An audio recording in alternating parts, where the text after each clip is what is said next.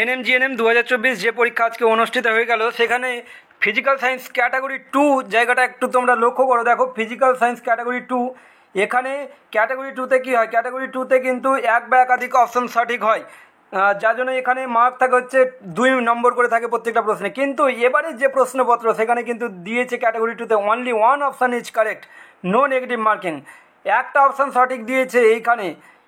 তো যাই হোক, এই রকম কিন্তু প্রশ্ন দিয়েছে, তোমরা যারা তাই একের অধিক উত্তর করেছো সেক্ষেত্রে হয়তো সঠিক হবে না। এখানে দেখো 56 নম্বর প্রশ্ন উত্তর, দেখো শব্দ তরঙ্গ এক প্রকার কী হবে, এখানে সঠিক উত্তর হবে অপশান বি, অনুদৈর্ঘ্য স্থিতিস্থাপক তরঙ্গ।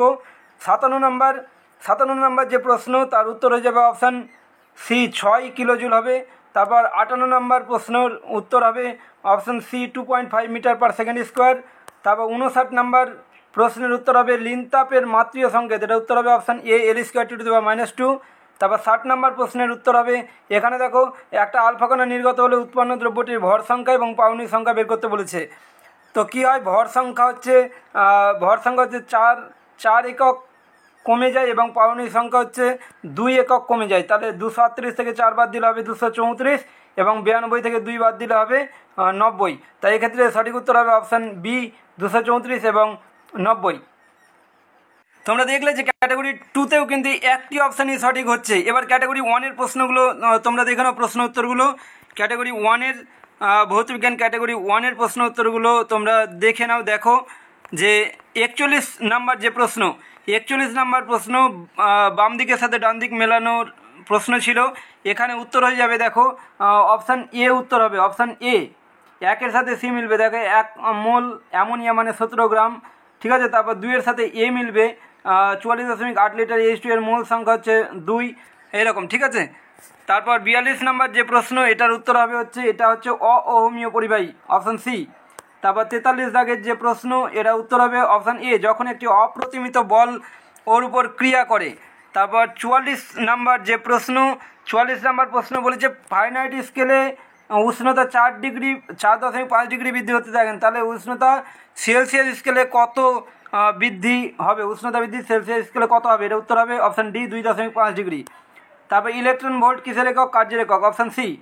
তারপর 46 নম্বর প্রশ্ন, দেখো তড়িৎ বিশ্লেষণের সময় জারণ ঘটে কোথায়, জারণ ঘটে হচ্ছে অ্যানোডে জারণ ঘটে, অপশান বি।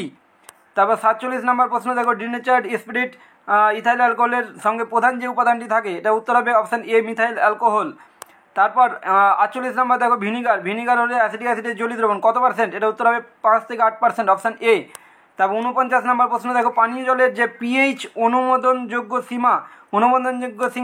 সীমা পানীয় জলের, এটা উত্তর হবে অপশান বি, 6.5 থেকে 8.5। তারপর দেখো যে 50 নম্বর প্রশ্ন, বিজারণ ক্ষমতার ক্রম দেওয়া রয়েছে, বিজারণ ক্ষমতার ক্রম কোনটা হবে, এখানে উত্তর হবে option C, fluorine, chlorine, bromine, iodine. তারপর 51 নম্বর যে প্রশ্ন, সেটা দেখো 51 নম্বর প্রশ্নের উত্তর হবে অপশান সি, বস্তু সাইজের সমান হবে। তারপর 52 নম্বর প্রশ্নের উত্তর হবে, দেখো যে 1 অ্যাম্পিয়ার সমান কী লেখা যাবে, ঠিক আছে, এটা উত্তর হবে অপশান ডি। তারপর 53 নম্বর এটা অঙ্কের প্রশ্ন, এটা উত্তর হয়ে যাবে অপশান সি, 500 নিউটন হবে। 54 নম্বর এখানে বলেছে যে নিচের কোন আয়নটির ইলেকট্রন বিন্যাস হিলিয়ামের মতো কোনটির হবে, তো এক্ষেত্রে উত্তর হয়ে যাবে অপশান এ হবে উত্তর, Li+, লিথিয়াম প্লাস।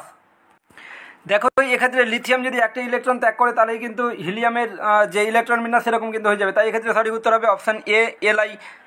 তারপর 55 নম্বর যে প্রশ্ন, দেখো লঘু ও শীতল ও লঘু নাইট্রিক অ্যাসিড কেবলমাত্র এই ধাতুর সঙ্গে বিক্রিয়ায় হাইড্রোজেন গ্যাস উৎপন্ন করতে পারে, ধাতুটি কোনটা, এটা হবে ম্যাগনেসিয়াম লঘু এবং শীতল নাইট্রিক অ্যাসিডের সঙ্গে বিক্রিয়ায় হাইড্রোজেন গ্যাস উৎপন্ন করে।